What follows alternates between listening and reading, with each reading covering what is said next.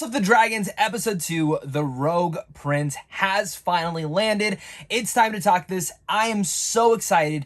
I usually hate Sundays because it means we gotta go back to work tomorrow, but not anymore. Since Game of Thrones has returned, it is a grand gesture of all establishments. And if you missed my review last week where I talked about Episode 1, I have to say, I loved the last episode. I think that is the best, most perfect pilot episode for a start of a show and a new season, and specifically for fans who feel a little bit burned by the original Game of Thrones, which I wasn't completely burned by, but with the community and just the lackluster ending they really gave us, it kind of killed any love I had for this geekdom. House of Dragons has brought this back in full force, and Episode 2 establishes this even more. So I'm very excited to discuss this with you guys in full spoilers once again. So if you haven't watched the episode yet, make sure to save this video, go watch it, come back, and also make sure to comment down below your guys' thoughts and hit that like and subscribe button if you guys are new here. I love talking movies and TV every single day, and I'm always going to have content for you guys every day. So I promise you, there's at least something throughout this entire week you're going to want to watch and enjoy. So let's dive into the Rogue Prince. And again, establishing this very off the top, freaking Millie, I think, let me get her name right. Millie Alcock, who plays the young Princess Rhaenyra in here, is incredible. Every single scene, moment, she runs it. And from being such a young actress against a bunch of other actors who have been around for years, this is an incredible performance, which a lot of the shout out goes down to the writing. And one thing I'm in particular noticing about this show is perhaps how fast the story is moving. And Game of Thrones season 7 and 8 had this issue because we were so used to the pacing through season 1 to 6. Where in House of Dragons, they very much established that this is not going to be the same pacing. This is going to be very different, and I'm okay with that. And one of the things that I'm very much okay with is the fact that we actually learned that it's been months since the passing of his wife and her, of course, mother. And where this kind of goes and what kind of travesties this might bring about, and specifically how a lot of this episode centers down on Damon, the prince, the rogue prince himself. What is he up to? Certain things with Cornelius. I'm probably going to pronouncing that name wrong. You're going to learn that a lot about me, that I definitely pronounce a lot of name wrong. But Cornelius, who is like the king of Valerian and all sorts of things like that. We start to learn and start to piece together. This episode's very much about the future, the heir. Everyone's fighting for that stance. Whoever the king marries is going to put this next house into that next stratosphere, and also could affect, again, Millie Alcock's princess and her character and where that might go, and specifically Damon as well. So these are elements that are very interesting to see throughout this.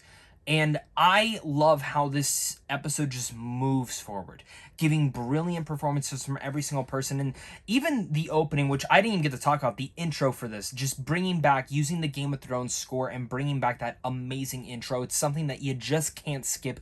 You want to jam out to this music and everything like that and just really get you into the vibe of this show. Wherein perhaps I actually texted my fiance as I was watching that intro, and I'm like, we got to start Game of Thrones again. She's never seen it before. I need to go back through it, and I want her to experience that as well.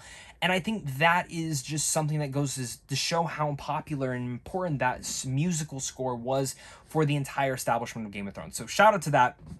But the opening to this episode, where you see the crabs clawing at that dude and digging into his skin, really centers into the very finale of this episode, where we see Cornelius, again, very sorry that I'm probably pronouncing his name wrong, so I'm just going to stick with King of Valerian and all that sort of stuff. Next week I'll learn the name right, because I'm doing this right after the episode just ended. But I really loved his reaction in his conversation with Damon at the end, and what really got him to go to him and perhaps call a meeting with him to see where this all goes. Because throughout this entire episode, he has very finite information and very finite details discussing with, of course, our King Varys. And the way that I kind of discussed this, and the way that it kind of made me feel icky, is, he wants to pretty much give his 12-year-old daughter to her, or to him. And, that's not something that I think the king feels comfortable with, nor do I think the king even wants to have a wedding. He doesn't want to get married. And I think that's something that we see very interesting here, is that many times throughout the original Game of Thrones show, every king or queen that we ever saw, they really much went by order. We never got that behind the scenes view. Sometimes we did, But most of the time, it's like they know they have to follow these things. But we see within Paddy Constance's performance with the king that he is very important to this. And as well as Millie Alcock's performance, in particular when she's picking out the knights and her reasoning for picking out the knights, we see her strength in that reasoning. And I really love that. And I love that she's not just going to let these other guys run around and she doesn't care what's going to be furthering to certain houses. She's going to pick what's best. And I like that because we see that also within her father, who her father, in the end of the day, does not want to get remarried. But he knows if he's going to get remarried, he wants to get married to someone that he's probably going to feel a little bit more comfortable with, or at least happy with, which is, again, what kind of parts him over to Otto and the Hightowers and Alicent Hightower, that he pretty much says, I'm going to wed her, which pisses off Corys because they had this great conversation. But we knew, and I knew at least, that if he were to have wed his daughter, one, again, icky, disgusting, I absolutely hate that. I hate how these people are using the king's grieving to pretty much one-up themselves. While this is the king's hand, he wants that one-up. And I like that, but I also hate it at the same time. It's very well writing, very, very, very well written story. But when you look at what Corys really looks at this, I keep saying Corys, but I know King Valerian, and the way that kind of his daughter was, he knows his daughter doesn't want this either. He's like a 45-year-old, 50-year-old man going to marry a 12-year-old. And it is disgusting, and I hate that. I know a lot of people are going to hate that, but that's what's about Game of Thrones, is stuff like that. They dive into the ickiness of this world and things that would happen during this time period, and it is gross. But I love where it ends up taking us, because he ends up finding about his brother, and how his brother stole one of the eggs, and how his brother is that, the dragons. He's the king. He's taken over all sorts of things like that. And I love how the king wanted to go, but he didn't. Otto said, I'll go. They lead this army there, and I was ready for this to be just a brutal all-out war right there. But it didn't. Because then they see the dragon, and they get a little bit scared. But then we see the princess riding on a dragon. Total Targaryen energy.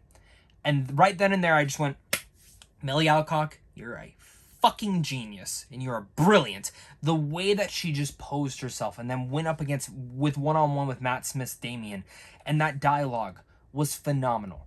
And then leading back to where they get the egg back, and then Damien goes back up and he has this conversation with, of course, his lover, his mistress, things like that, how he's lied about that and how she feels betrayed by him, which leads into him and the final conversation, which is so important. Because we know that now things, like every Game of Thrones has ever taught us, and a lot of fantasy shows have taught us, scheming behind the scenes.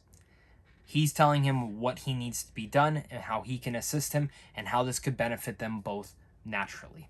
And I love that.